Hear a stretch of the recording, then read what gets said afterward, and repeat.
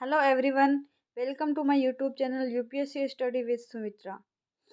आज का हमारा टॉपिक है सामान्य भूगोल। सामान्य भूगोल यानी आज हम भूगोल के बारे में अध्ययन करेंगे। भूगोल एनसीईआरटी फर्स्ट चैप्टर का अध्ययन करेंगे। इसके बारे में जानेंगे कि हम एनसीईआरटी का रिवीजन किस प्रकार कर सकते हैं, कैसे हम रिवीजन करें कि हम जल्दी से जल्दी हमारा रिवीजन हो जाए और हमें रिवाइज किया हुआ कंटेंट पूरा का पूरा याद रह जाए। तो चलिए स्टार्ट करते हैं। और आज का सामान्य भूगोल का हमारा जो टॉपिक है वो है ब्रह्मांड। ब्रह्मांड जैसा कि हम भूगोल में देखते हैं, सबसे पहले ब्रह्मांड के बारे में रहता है कंटेंट में। और यूपीएससी प्री में भी और मेंस में भी यह टॉपिक है। तो यह टॉपिक यूपीएससी सिलेबस के अनुसार काफ़ी इम्पोर्टेंट है। तो चलिए ब्रह्मांड के बारे में देखते हैं। उसमें सबसे पहले क्या आता है? ब्रह्मांड में सबसे पहले आता है ब्रह्मांड की उत्पत्ति से संबंधित सिद्धांत। ब्रह्मांड की उत्पत्ति से संबंधित सिद्धांत यानी ब्रह्मांड है जो कैसे उत्पन्न हुआ या फिर कैसे बना, इसके संबंध में कुछ वैज्ञानिकों ने अपने अपने थ्योरीज दी है। उन थ्योरीज को पढ़ेंगे कि कौन कौन से वैज्ञानिकों ने कौन कौन सी थ्योरीज दी है। इसमें सबसे पहले थ्योरी है महाविस्फोट का सिद्धांत, जिसे बिग बैंग थ्योरी कहते हैं। ये थ्योरी एक यूपीएससी एस्पिरेंट्स के लिए जो भूगोल के लिए प्रिपेयर कर रहा है या फिर भूगोल पढ़ रहा है या फिर भूगोल का क्वेश्चन है, तो उसके लिए काफ़ी इम्पोर्टेंट है बिग बैंग थ्योरी, जो वैज्ञानिक जॉर्ज लेमेत्रे ने दी थी। George Lemaître. उसके बाद आता है साम्यावस्था सिद्धांत, स्टडी स्टेट थ्योरी, जो थॉमस गोल्ड एवं हरमन बांडी ने दी थी। उसके बाद जो महत्वपूर्ण थ्योरी है ब्रह्मांड की उत्पत्ति से संबंधित, वह है दोलन सिद्धांत, पल्सेटिंग यूनिवर्स थ्योरी, जो डॉक्टर एलन संडेज ने दी थी। चलिए आगे देखते हैं आगे क्या है। आगे आता है बिग बैंग सिद्धांत, जो हमने पहले पढ़ा है कि ब्रह्मांड की उत्पत्ति से संबंधित सिद्धांत पढ़े हैं। उनमें है बिग बैंग सिद्धांत।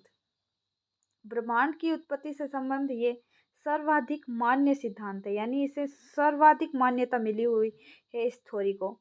इसे विस्तारित ब्रह्मांड परिकल्पना भी कहा जाता है।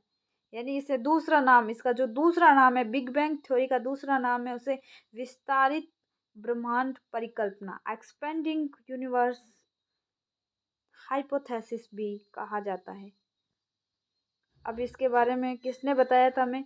बेल्जियम के खगोल शास्त्र एवं पादरी जॉर्ज लेमेत्रे। जॉर्ज लेमेत्रे ने 1894-1906 ईस्वी में इस सिद्धांत का प्रतिपादन किया। यानी इस सिद्धांत को देने वाले या फिर इस सिद्धांत के जन्मदाता कौन थे?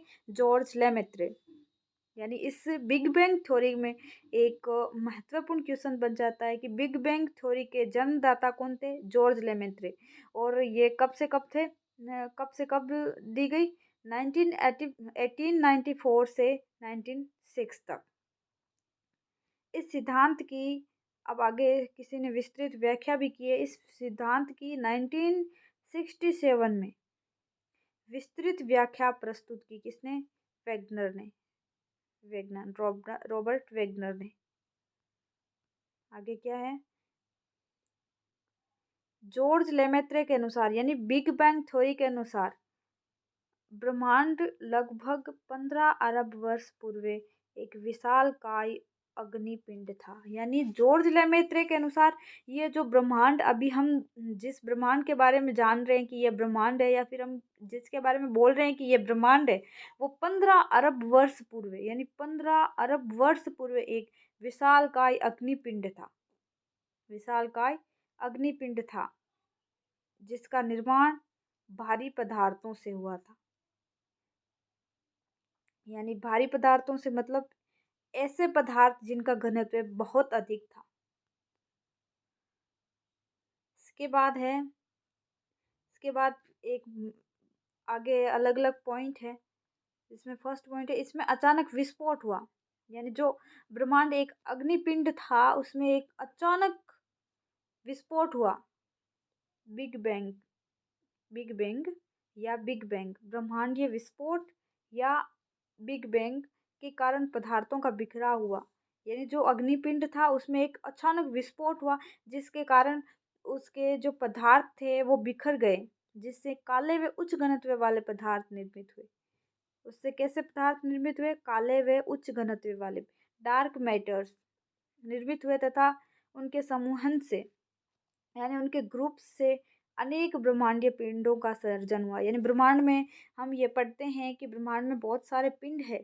तो बिग बैंग थ्योरी के अनुसार उस आग के जो पिंड था, अग्नि पिंड था, उसका विस्फोट हुआ और विस्फोट से ब्रह्मांडीय पिंडों का सर्जन हुआ। और आगे है, आगे एक पॉइंट और है, इनके चारों ओर सामान्य पदार्थों का जमा हुआ जिससे आकार में उसके आकार में वृद्धि हुई। इस प्रकार आकाश गंगाओं का निर्माण हुआ। यानी ये पॉइंट है, ये आकाश गंगाओं के निर्माण के बारे में बताता है कि आकाश गंगाओं का निर्माण कैसे हुआ। इसमें पुनः अनेकानेक विस्फोट हुए जिससे उत्पन्न पदार्थों का समूहन होने से असंख्य पिंडों का निर्माण हुआ। यही पिंड तारे कहलाए। यानी जो सेकंड पॉइंट है वो तारों के निर्माण के बारे में बताया गया है। यानी बिग बैंग थ्योरी में पहला पॉइंट है वो है आकाश गंगाओं गैलेक्सीज के निर्माण के लिए, और दूसरा है तारों यानी स्टार्स के निर्माण के लिए। फिर आगे क्या है, आगे पढ़ते हैं, देखते हैं।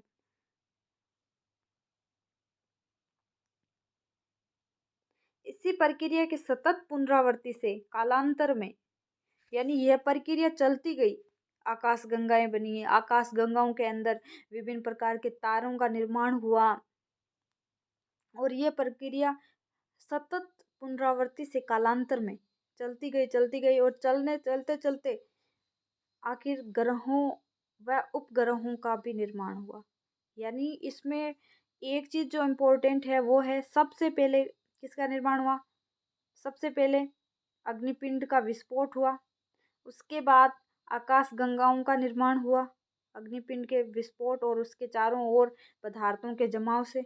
उसके बाद इस आकाश गंगाओं में तारों का निर्माण हुआ।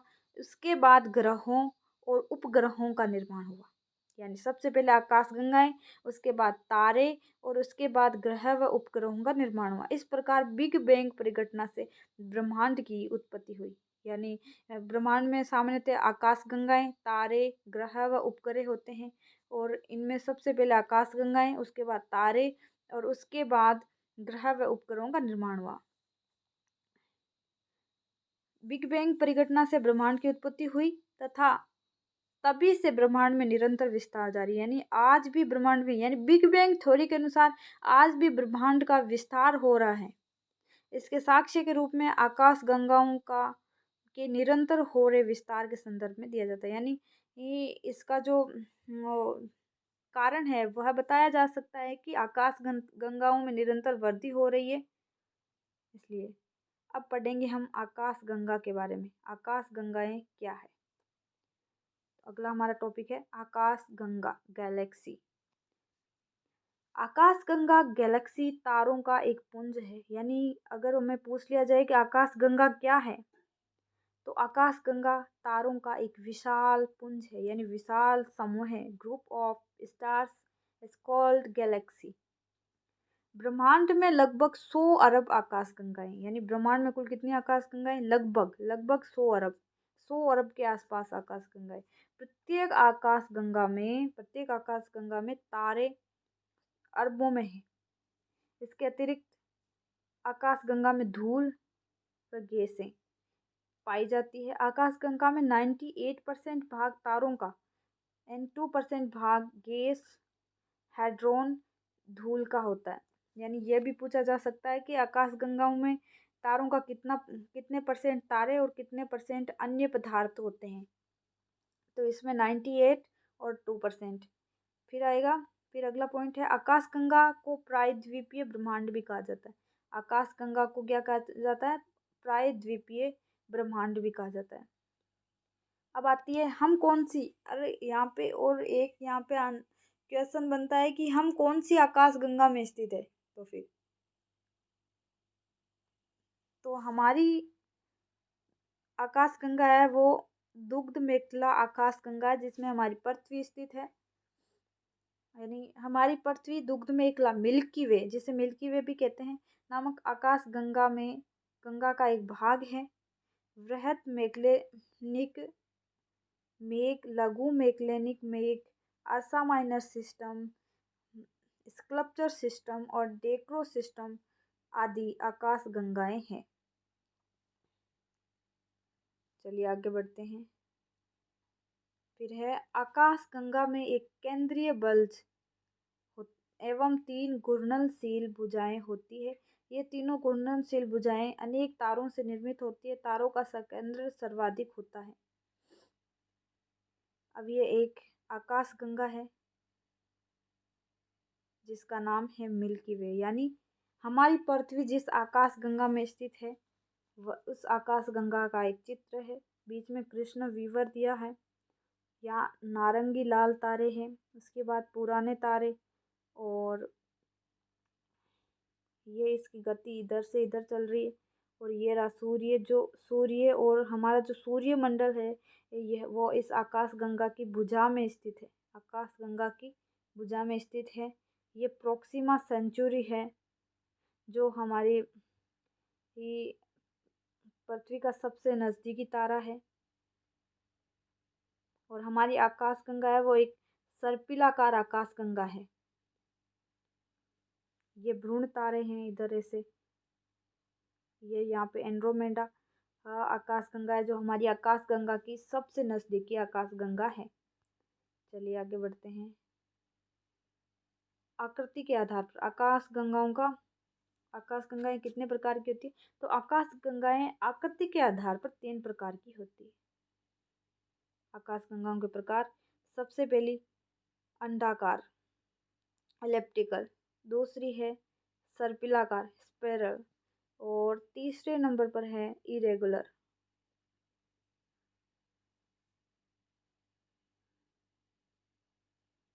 अब इन तीनों आकाश गंगाओं के बारे में पढ़ेंगे। पहली है सर्पिलाकार स्पाइरल आकाश गंगा।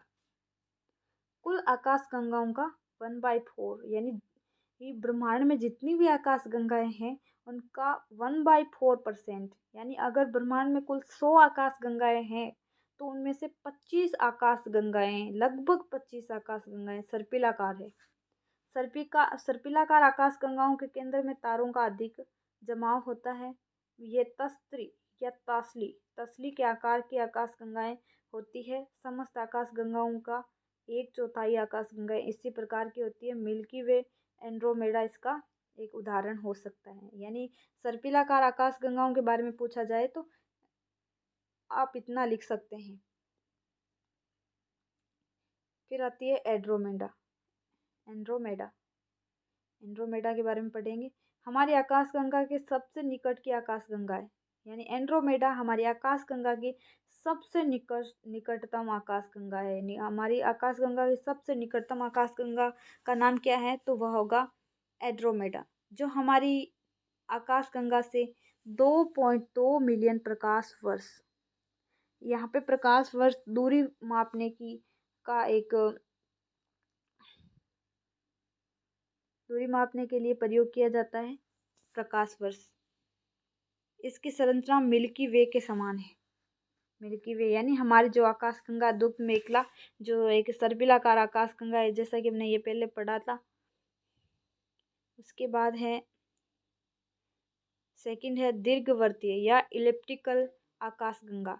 कुल आकाश गंगाओं का 2/3 आकाश गंगाएं इलिप्टिकल या दीर्घवर्तीय आकाश गंगाएं है। ब्रह्मांड की लगभग 2/3 आकाश गंगाएं दीर्घवर्तीय है।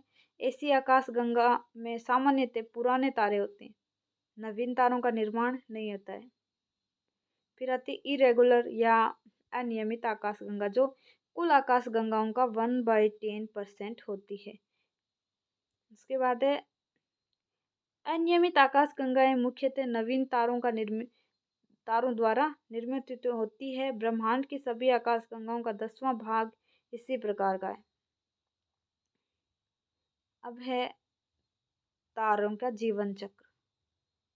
तारों का जीवन चक्र। तारों का जीवन चक्र में सबसे पहले होता है प्रोटोस्टार, जो इस प्रकार दिखता है। प्रोटोस्टार, प्रोटोस्टार जन्म के समय। इसके बाद इसका विकास होता है सूर्य के समान तारे, सूर्य के समान तारे और वृहद तारे। इसके बाद होता है रक्त दानव तारे, रक्त दानव तारे। और इसी से होता है लाल रक्त दानव तारे, लाल रक्त दानव तारे। और सूर्य के समान तारे से बनता है रक्त दानव। इसके बाद इस रक्त दानव से बनेगा ग्रहीय नेबुला, जो इस प्रकार दिखता है। और इससे बनता है श्वेत बोने तारे, श्वेत बोने तारे से बनते हैं काले बोने तारे। इधर हमने छोड़ा था रक्त दानव, लाल रक्त दानव से बनेगा सुपरनोवा, जो इस प्रकार दिखेगा। सुपरनोवा से बनेगा नेबुला, जो इस प्रकार दिखेगा। और उसके बाद इस नेबुला से न्यूट्रॉन तारा और ये ब्लैक होल बनेगा। चलिए आज का वीडियो यहीं ख़त्म होता है। और अगर आपको मेरा ये वीडियो पसंद आया है तो आप मेरे चैनल को सब्सक्राइब कीजिए और इस वीडियो को लाइक शेयर और कमेंट कीजिए। जय हिंद, जय भारत।